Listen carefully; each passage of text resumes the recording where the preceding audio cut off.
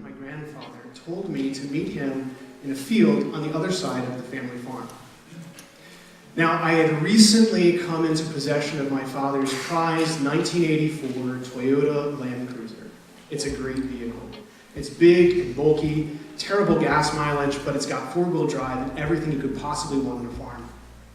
So, this was a fantastic opportunity to show off my driving skills.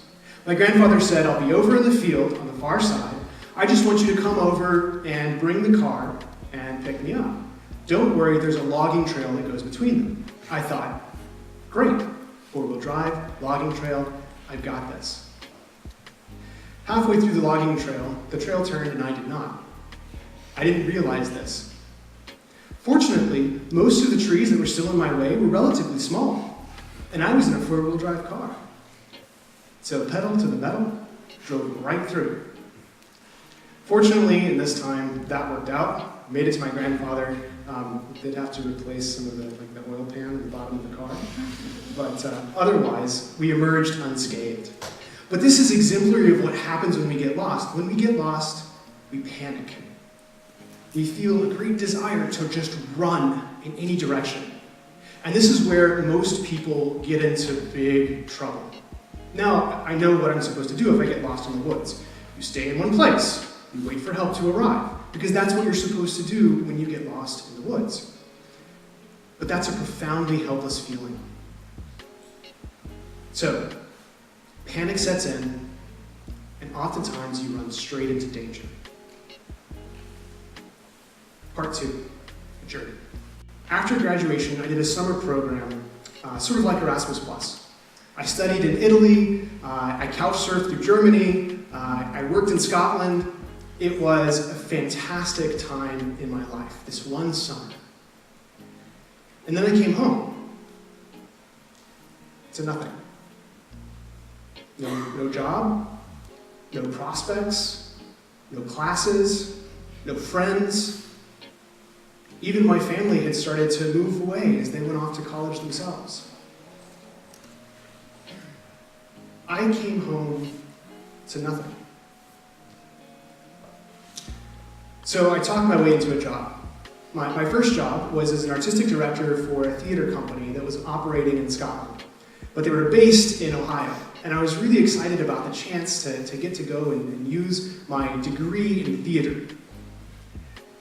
I also had a degree in public speaking, so I needed to fill some time, and I got some work as a campaign consultant. But mostly, I worked as a maintenance man in an apartment complex, meaning I shoveled snow. I shoveled a lot of snow.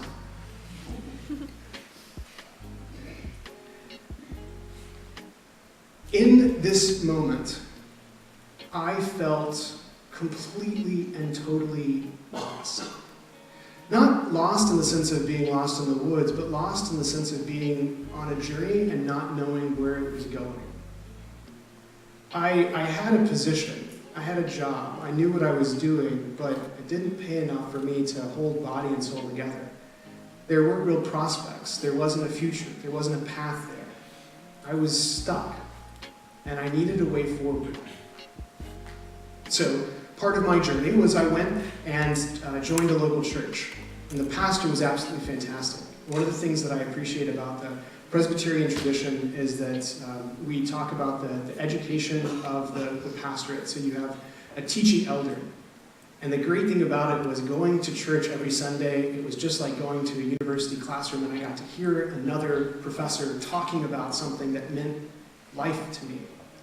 And it was fantastic, but it was just once a week. And so throughout the rest of the week, I still felt this sense of being lost.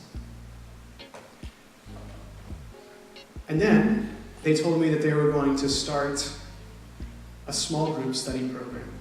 And I thought, this is fantastic. Now, I want to take a little step back here and tell you about a sociologist named Victor Turner. Victor Turner hypothesized that there's something called a liminal state. It's the state betwixt and between. So you're not one thing, and you're also not something else. So you're not a student, but you're not an alumni. You're not a faculty member, but you're not a staff member. You're somewhere in between. In this liminal state, you're desperately trying to figure out who you are and where you belong. So this liminal state, for those of you who aren't into sociology, is also something that we find in the story of the call of Abram. So you've all taken Bible 1, and you've heard the story of how Abram is called out of the place where his fathers live. He's called out into a place of wilderness. He's called into this journey through a liminal state of being not where he was, but not yet where he's going. And with Abram, we enter into the third part, making it home. So during my time in Ohio, I joined a small study group, and I was incredibly excited because I wouldn't be lost anymore. I went to the first meeting and discovered that I was the same age as the children of every other person in that group. And I thought someone had made a terrible mistake. So I was all ready to leave, but I decided to listen, to hear them out, to come back one more week. They had really good chili. So I returned for the second week, and again, everyone was at least twice my age. And I thought, what am I doing here? I stayed for the entire talk, and at the end, I knew I didn't belong. Not at all. We were talking through the story of Abram, and the guy who was leading the small group study said, when I read the story of Abram, the thing that stands out to me the most is that he had no idea that every choice he made along the way was leading him to where he was at the end. And that's exactly how my life was. And at this, I sort of perked up, because now these were people who were older than me talking about decisions they made when they were my age. And so the leader of the small group said, I resonate with this story of Abraham. It echoes something in me. And I like this story because where I am now is shaped by all the small choices that I made along the way. And in those small choices, they were moments of sheer panic that I felt because I was lost. I didn't know what to do.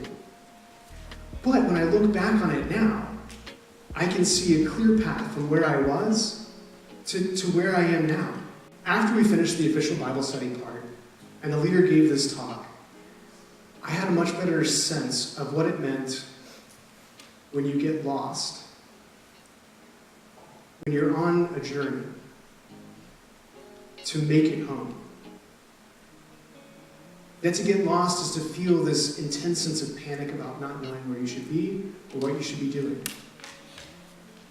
That to be on the journey is to be looking around desperately for the cues and the signs. But making it home is about listening. And for me, it was about listening to the story that's been building up to that moment. All of you have already made some pretty big life choices. Whether it's the choice of your major, the choice of university, the choice of a relationship, the choice of a position that you now hold. All of you have made some really big choices in your life so far. And now, all of those choices probably seem pretty obvious. Of course I should major in theater and speech. Of course I should become a university professor. Of course I should move to Lithuania. But at the time you were going through that moment of choice, I'm guessing you felt quite a touch of panic. Don't forget, in those moments of panic, to stop and listen. When you look back on your life, even at this point, it's easy to see a straight line leading you to this moment. But try to remember all the moments of uncertainty, those moments when you did make choices. And what I would encourage you to do is to find who you are listening to. And in this moment, as some of you approach graduation, deciding on your major for the second term, deciding on whether to stay at LCC, deciding on where to go for next month, next year, even just this summer, I would encourage you to take time to listen. Listen both to the Scripture, to those who are around you who provide spiritual guidance, to those who are twice your age, to those who have children your age. Spend time listening, and to tie this really hard back to the topic of this series. Listen to the God who speaks. I forgot to set my timer. With a wonderfully awkward transition, let's get ready to listen to the band as they come back up.